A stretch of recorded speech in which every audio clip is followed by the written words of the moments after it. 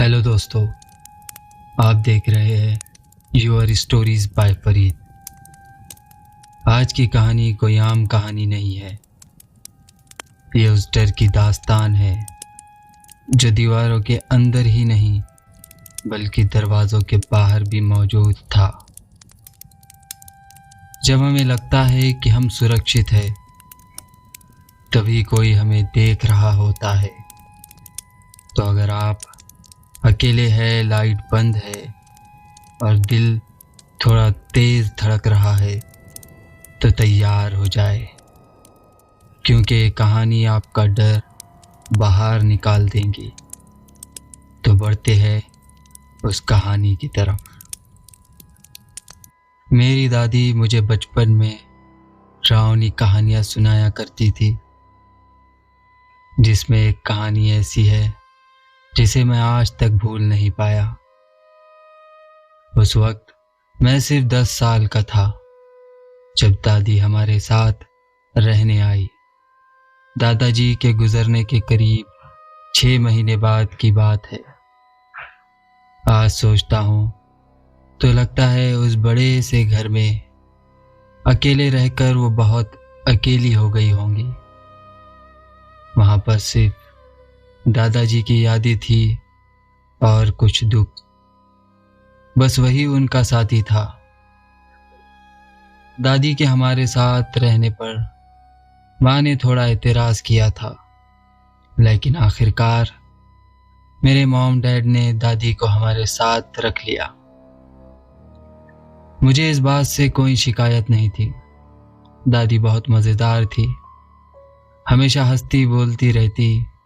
उनके पास कई तरह की टॉफ़ियों का कभी न ख़त्म होने वाला ख़जाना रहता था, और जब भी मुझे देखती चुपके से 2-4 मेरी जेब में डाल देती। जब भी मैं किसी बात पर डांट खाता, सबसे पहले मेरा बचाव वही करती थी। वो मेरा बहुत ख्याल रखती थी, लेकिन मुझे सबसे ज़्यादा पसंद थी उनकी कहानियाँ। दादी के पास हर तरह की कहानियाँ थी। सेकेंड वर्ल्ड वॉर के वक्त की, समुंदर के किनारे दोस्तों के साथ बिताए दिनों की, कुछ दुख भरी, कुछ मज़ेदार और कुछ रोमांचक। लेकिन मेरी पसंदीदा थी उनकी डरावनी कहानियाँ। दादी बताया करती थी कि जवान उम्र में उन्होंने तंत्र मंत्र, ओजा बोर्ड, टैरो कार्ड जैसी चीज़ें आजमाई थी।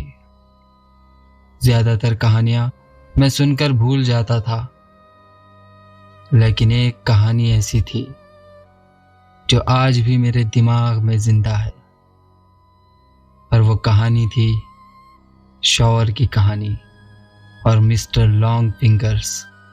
दादी ने ये कहानी मुझे एक रात सुनाई जब मैंने उनसे पूछा कि उन्हें नहाना इतना पसंद क्यों है। दरअसल दादी घंटों बाथटब में लेटी रहती थी।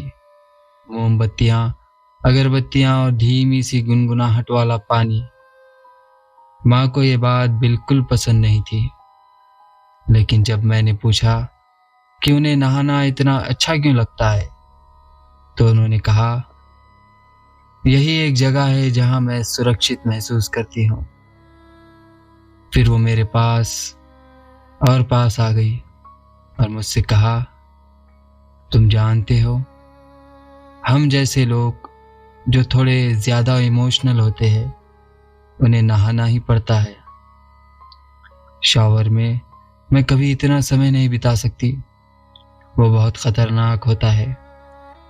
ये बात सुनकर मैं थोड़ा घबरा गया और दादी से पूछा, ख़तरनाक? ऐसा क्यों दादी?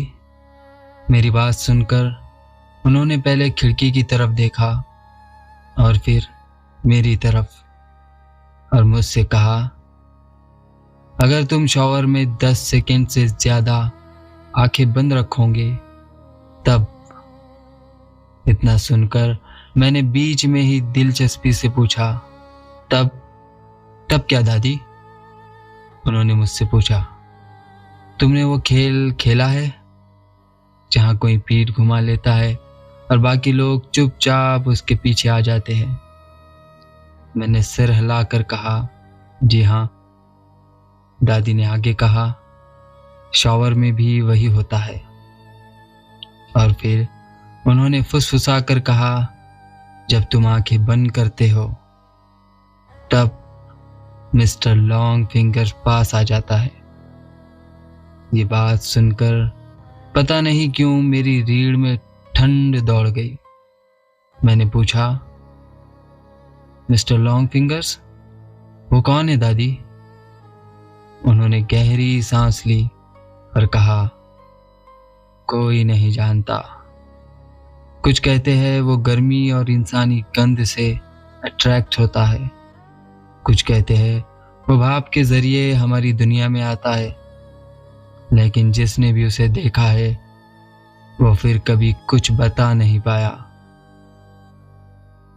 मैंने दिलचस्पी से पूछा, क्यों? ये सुनकर दादी मेरे और पास आ गई और कहा, बस रूल्स याद रखना। मैंने पूछा, कौन से रूल्स दादी? उन्होंने कहा, 5 सेकंड ठीक है, 10 सेकंड भी चल जाते हैं, लेकिन 15 सेकंड के बाद। मैंने डरते हुए पूछा, 15 सेकंड के बाद क्या होता है?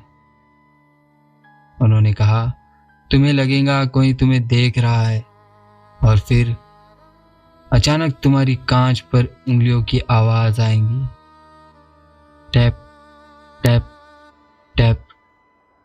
और अगर ऐसा हो जाए तो वादा करना, आंखें मत खोलना।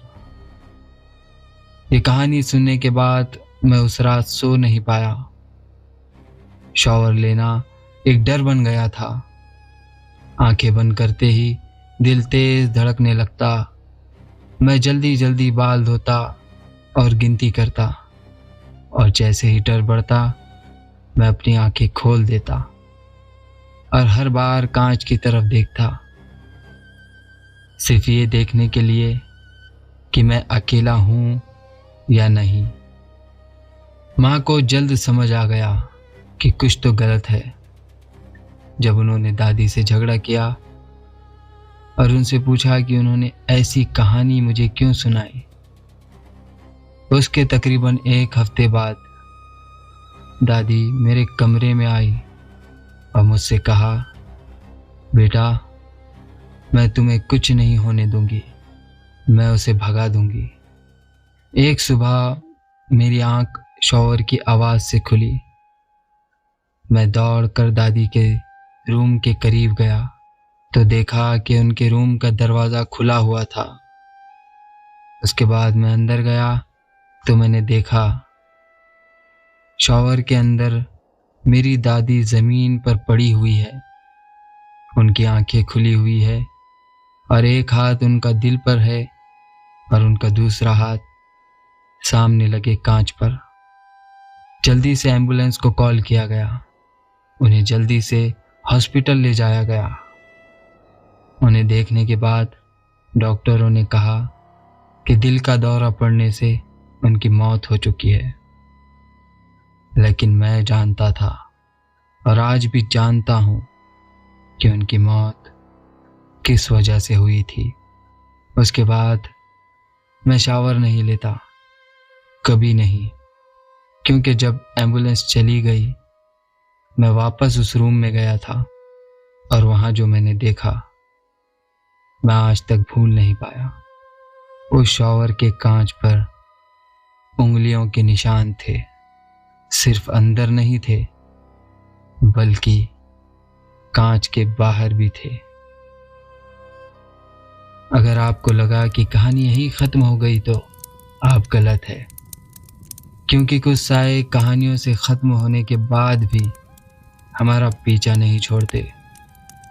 अगर आपको ये कहानी पसंद आई हो तो वीडियो को लाइक ज़रूर करें और चैनल को सब्सक्राइब कर ले, और ये कहानी अपने उन दोस्तों को भेजें जो कहते हैं कि उन्हें डर नहीं लगता।